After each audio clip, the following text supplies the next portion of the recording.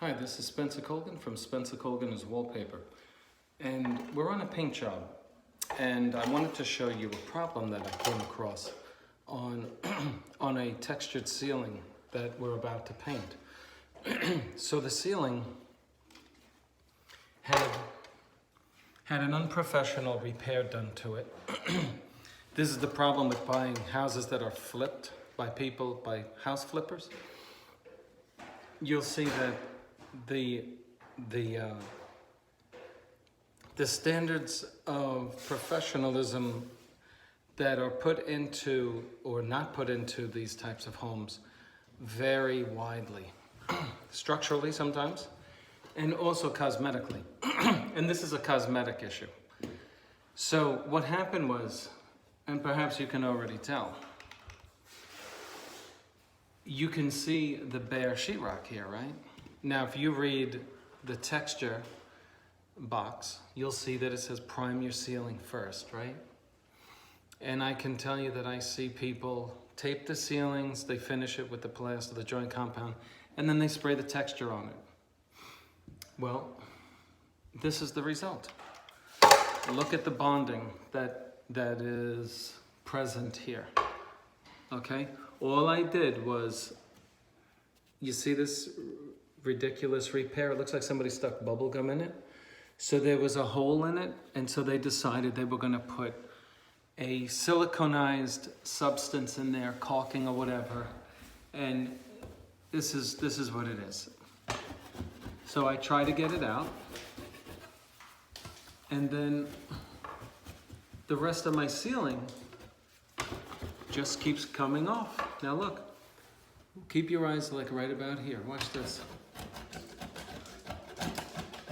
What I'm trying to do is stop the spread, right? Look at how easy this stuff is coming off. If your knife just goes right under this stuff, it's not on, not only tight, but it's not on properly either. Look.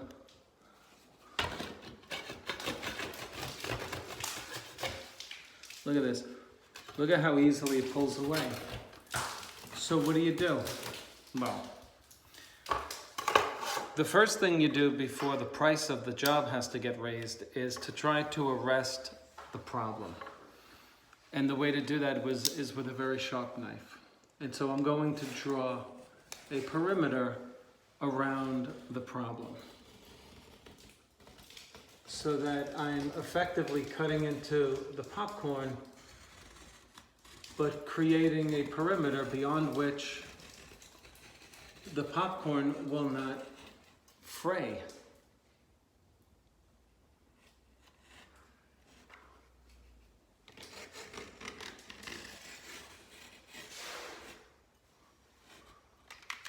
Now you don't want to cut beyond the popcorn, so you drag it just enough.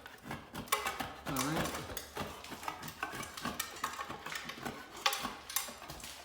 And so you try to just keep the scraper in that zone that you've mapped out.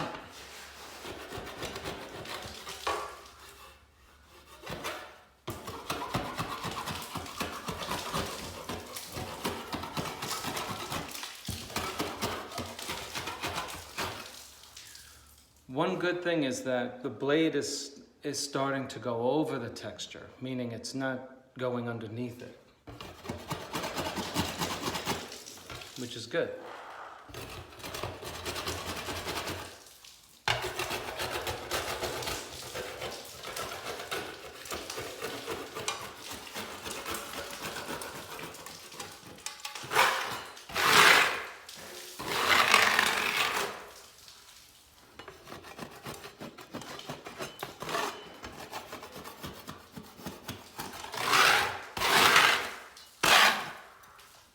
Now, if you're in the home improvement business and you have a customer, a good customer, who doesn't understand prices and all of that, they will balk at a price to fix such a repair because they don't understand.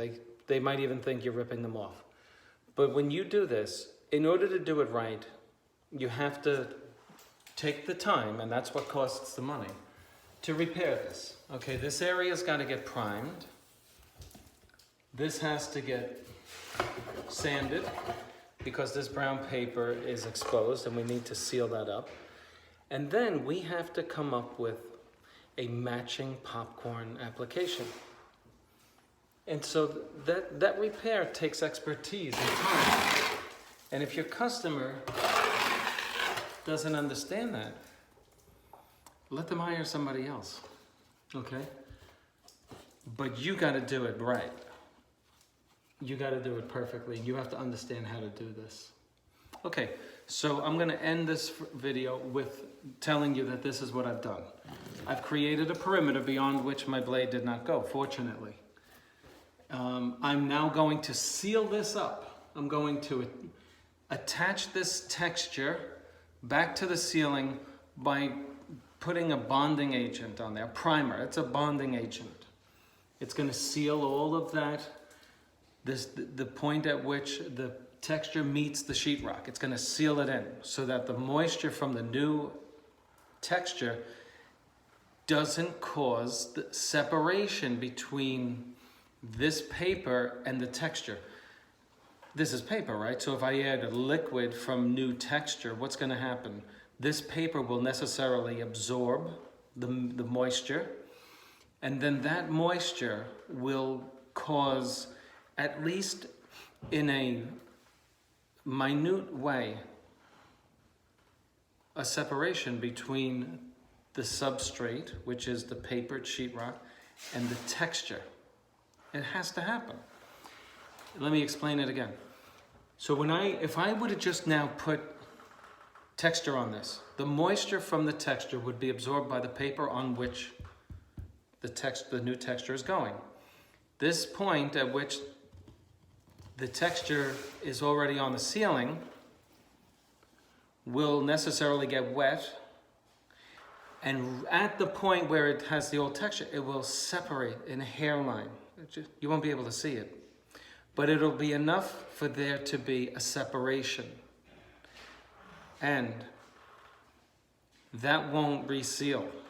That'll be a vulnerable point. It might last a year or two, but it's not professionally done. It might only last a week, but we have to seal this so that the paper where it meets the old texture is sealed. We want to seal that up. And then we can apply the new texture. I'm sorry, we have to apply the primer to this area and then the texture. Now, maybe this ceiling has primer all over it. Maybe, because this is not coming off easily anymore, fortunately. So maybe it does have a bonding agent underneath it, I don't know. But we're going to put a bonding agent of primer on this so that we can put our new texture. All right?